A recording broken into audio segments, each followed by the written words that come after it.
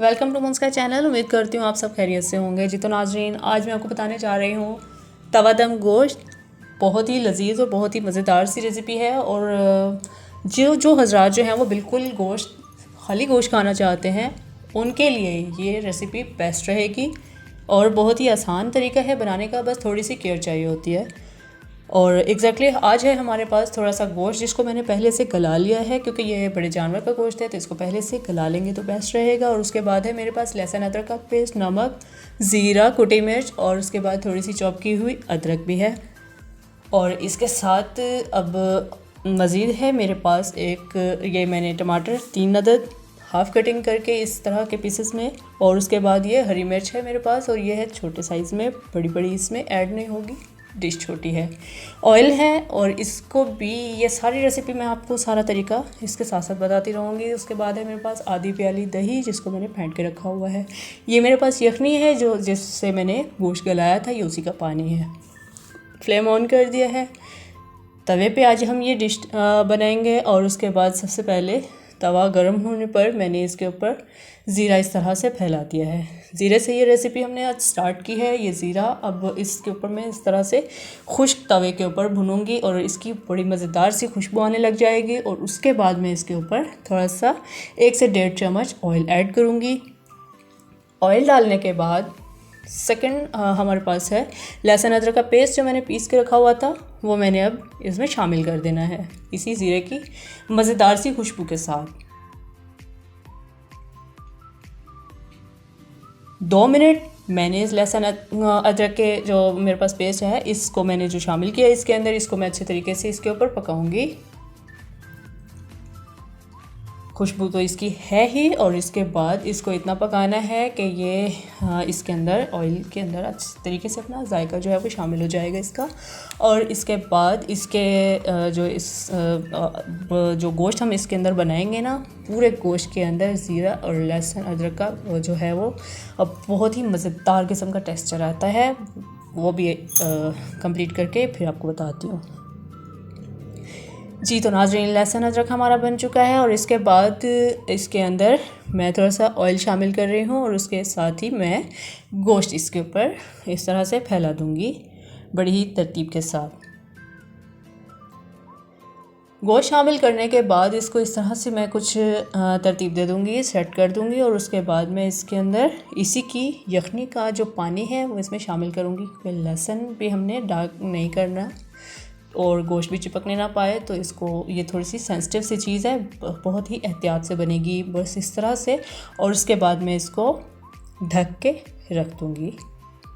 तकरीबन 10 मिनट हम इस भाप के अंदर इसको अच्छे तरीके से जो है इन तमाम अज्जा का जायका इस गोश्त के अंदर शामिल होने देंगे।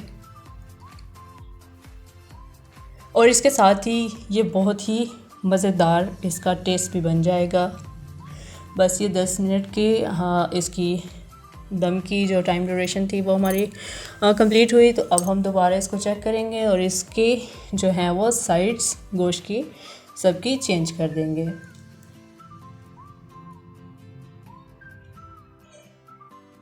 ये सारा मेरे पास तमाम किस्म का ये गोश्त ही है। और इसके साथ 1-2 जो इसके बोन्स होते हैं वो भी मैं अमूमन रखती हूँ, क्योंकि उसके साथ इसका जो है वो एनर्जी कंप्लीट हमें मिलती है। खाली गोश्त जो है वो खाना उसका टेस्ट उतना ज़्यादा परफेक्ट नहीं होता।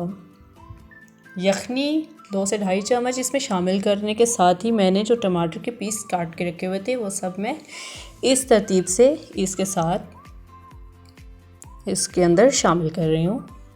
मैं इसको इसी तरह ही बड़े ही मैनेज करते हुए इन तमाम अज्जा को इस गोश्त के साथ थोड़ा थोड़ा शामिल करूँगी। और जो टमाटर का थोड़ा सा पानी था वो भी मैंने गोश्त के ऊपर अच्छे तरीके से फैला दिया है कि टेस्ट अच्छी तरह से गोश्त के अंदर एब्जॉर्ब होता रहेगा। 5 मिनट के दम के साथ मैंने इसके ढक्कन हटा लिया। और उसके बाद मैं ये बारीक छुरी की मदद से इसका जो पील है वो सारा का सारा इन टमाटरों के ऊपर से हटा दूँगी।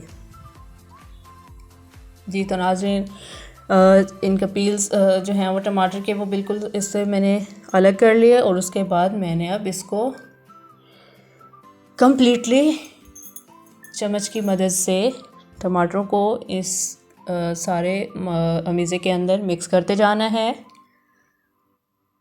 क्योंकि अब ये गल चुका है तो मैं इसको साथ साथ स्लोली भूनती भी जाऊंगी और इन टमाटरों को के जो हैं वो इनको चॉप भी करती जाऊंगी। तो ये आराम से इसका जो है ये बिल्कुल इसमें हल हो जाएगा। देख रहे होंगे आप कि इसका जो टेक्सचर है कितना ज़बरदस्त आ रहा है। और इसके साथ मैं हल्का हल्का ऑयल का इसमें टच देती रहूँगी।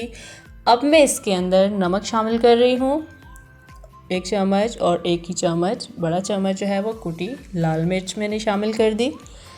और इसके साथ ही इन सब चीज़ों को मैंने बहुत सख्ती के साथ इसमें मिक्स नहीं करना, बस इसके साथ अब मैं इसको ढक के रखूँगी। थोड़ी सी यखनी इसकी जो है वो इसके अंदर दोबारा शामिल करूँगी। और अब मैंने इसको इस तरह से ढक दिया है। और इसके अंदर यखनी शामिल करने का जो सीक्रेट था वो ये था कि लाल मिर्च तवे के ऊपर जब आप डालते हैं तो उससे आपको बहुत खांसी और इस तरह की कंडीशन बन जाती है। लेकिन अगर मैंने इसके अंदर यखनी ऐड कर दिया तो उसका वो मिर्चीला सा धुआं आपकी सांस में नहीं जाता। तो मैंने आपको स्टार्ट में ही बताया था कि ये रेसिपी जो है ये थोड़ी सी केयर के साथ बनेगी, लेकिन बहुत बेस्ट बनेगी। अब इस कंडीशन के अंदर जबकि तमाम अज़ा भुने जा चुके हैं तो मैं अब इसके अंदर दही शामिल कर रही हूँ।